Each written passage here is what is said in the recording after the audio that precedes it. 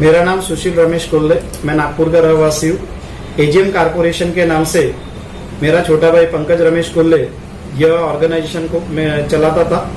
चलाते समय में उसका रुझान बॉडी बिल्डिंग में जाने की वजह से बाद में मैंने इस बिजनेस को टेक ओवर किया और उसके नाम से मैंने पावर ऑफ अटर्नी लेकर उसी फर्म को कंटिन्यू मैंने किया।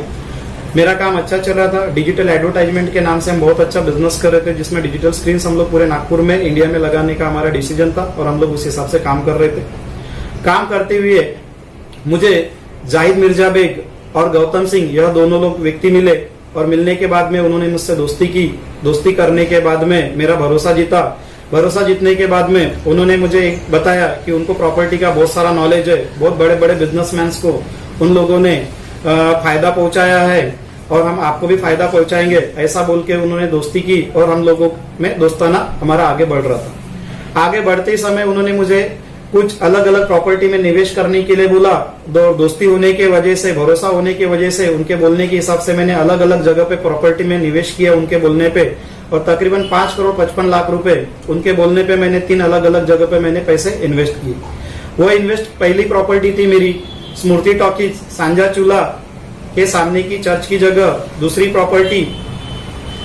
प्रॉपर्टी जरीपटका मौजा नारा, और तीसरी प्रॉपर्टी मौजा बाबुल खेड़ा शताब्दी चौक। ऐसे 3 अलग अलग प्रॉपर्टी में तकरीबन 5 करोड़ 55 लाख रुपए इन लोगों ने मेरे से लेकर अलग अलग जगह पे इन्होंने निवेश की।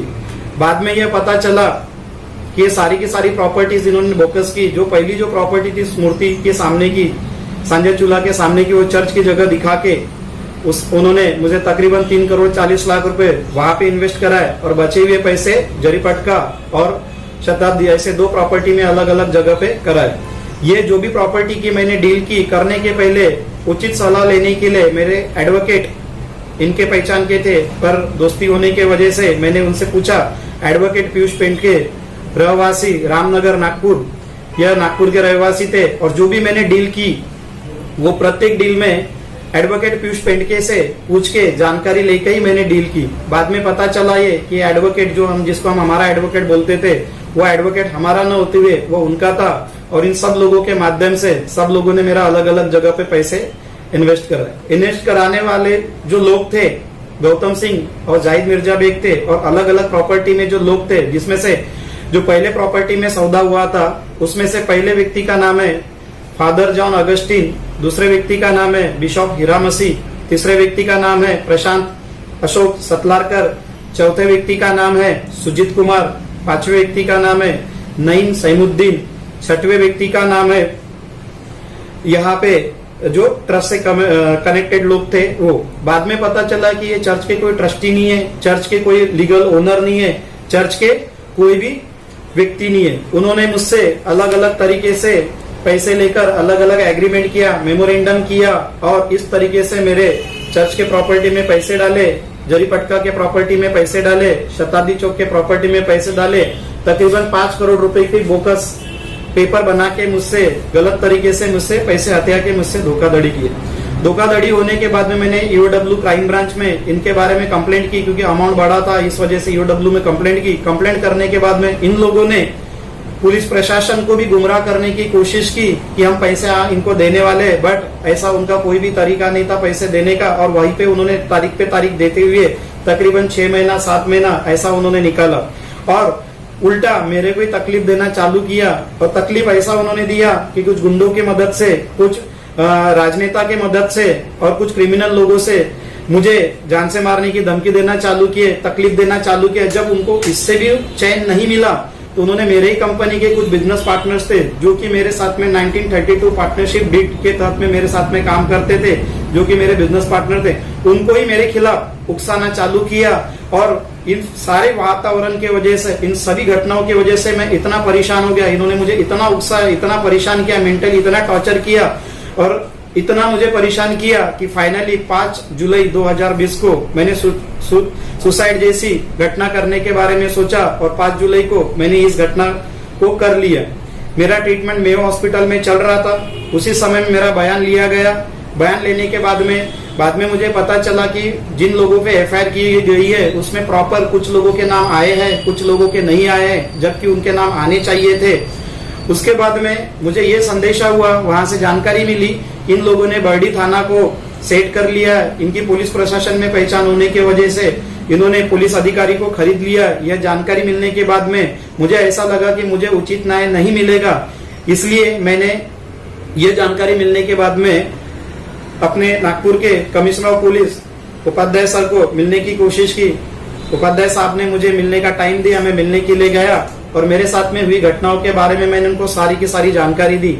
और सारी जानकारी देने के बाद में मैंने उनको बताया कि सर मेरे साथ में ऐसा ऐसा हुआ है और सब लोग ये लोग मिलके मुझे परेशान कर रहे हैं, ब्रोकर्स लोग मिलके या जितने भी प्रॉपर्टी वाले लोग हैं और कुछ लोग मिलके मुझे बहुत परेशान कर रहे हैं। साहब ने मुझे बोला कि इसके बाद में ऐसा कुछ नहीं होगा, हम आपको पुलिस प्रशासन पूरा सपोर्ट करेंगे, पुलिस प्रोटेक्शन के साथ में पुलिस आपकी मदद करेगी और जो आपके साथ में अन्याय हो रहा है मैं स्वयं इसमें दखल अंदाजी दूंगा और आपके बारे में उचित न्याय दिलाने के लिए मैं वहां के जो भी ऑफिसर्स होंगे उन लोगों को मैं जानकारी दूंगा। और उस दिन के बाद में साहब से मीटिंग होने के बाद में मुझे बहुत अच्छा लगा, उनके आश्वासन देने के बाद में। उस दिन के बाद में पुलिस प्रशासन का जो रवैया मुझसे लेकर जो गलत था वो बहुत ही अच्छा हुआ।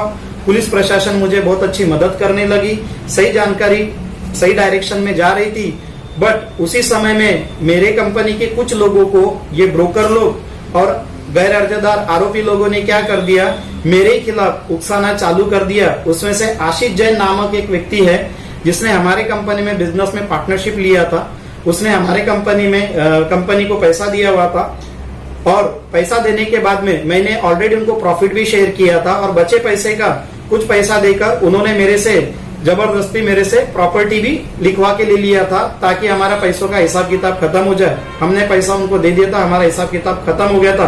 पर गैर अर्जदार लोग मिलके आशीष जैन को अपने साथ में लेकर और एक छत्तीसगढ़ की एक लेडीज पूर्णिमा ठाकुर और ठाकुर सर, ऐसे दो लोगों को मिलकर कुछ पॉलिटिकल के माध्यम से और कुछ मीडिया वालों के माध्यम से उन्होंने एक वीडियो बना के मुझे और डराना धमकाना अभी फिर से उन्होंने चालू किया है। मेरी यही इच्छा है कि मैंने किसी के साथ में फ्रॉड नहीं किया, किंतु मेरे ही साथ में फ्रॉड किया गया और ऐसे मेरे जैसे नागपुर में तकरीबन 9 लोगों के साथ में ऐसा ही फ्रॉड किया है।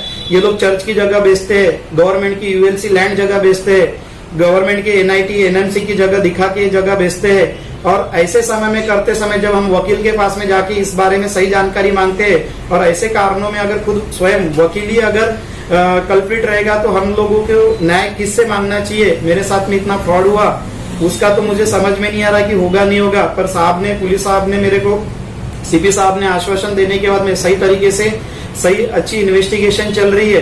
बट मैं यही चाहता हूँ जिन लोगों ने मेरे साथ में फ्रॉड किया है उनके ऊपर में दंडात्मक कार्रवाई हो और मुझे जल्द से जल्द न्याय मिले।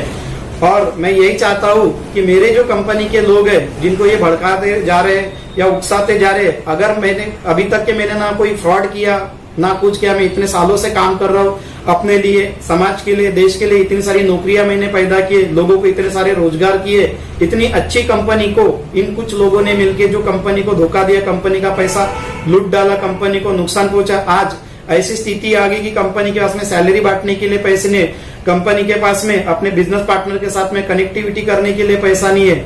मैं यही चाहता हूँ कि मेरे को उचित न्याय मिलना चाहिए और जो लोग मेरे कंपनी के लोगों को उकसा रहे हैं वो किसी भी तरीके से उकसे नहीं, वो कंपनी के साथ में रहे, कंपनी को सपोर्ट करे। कंपनी ने अभी तक के व्यवहार अच्छा रखा है तो कंपनी आगे भी अच्छा व्यवहार रखेगी और किसी भी गलत भ्रांतियों में वो ना जाए। यही मेरी आप लोगों से और सब लोगों से विनती है और उचित न्याय मुझे मिलना चाहिए, यही मेरी इच्छा है। पॉलिटिकल लोग जो है वो डायरेक्ट सामने नहीं आ रहे कौन से पक्ष के, क्योंकि उसमें 2-3 लोगों के नाम आ रहे, कौन से संस्था के वो भी मेरे को एग्जैक्ट क्लियर नहीं आ रहे हैं। पर वो जो गैर अर्जदार है उन लोगों का जो कनेक्टिविटी है राजपूत करने से ना, उसके बाद में कांग्रेस पार्टी या फिर कुछ ऐसे पार्टियों से भी कनेक्टिविटी है। बट मैं अभी भी, मेरे को इसके बारे में 100% सही जानकारी नहीं है। पर इतना जानकारी है कि मेरे साथ में अगर फ्रॉड किया है, मेरी कंपनी थी तो मैं बिजनेस कर रहा था, इनकी तो कोई कंपनी नहीं थी, पर ये कैसा पब्लिक से मेरे से पैसा लेके इन्होंने ऐसा फ्रॉड किया। भी इसलिए नहीं बता सकता क्योंकि मैं अकेला हूँ, मुझे डर है इस बात का कि अगर मैं उन लोगों के नाम अगर बताता हूँ तो मुझे नुकसान पहुंचा सकते हैं। अगर ज्यादा ही तकलीफ हुई है किस प्रकार से, तो जिस दिन मुझे ऐसा लगेगा तो मैं डेफिनेटली सभी मीडिया के सामने में आके मैं उनके खुले शब्दों में मैं उनका नाम जरूर लूंगा।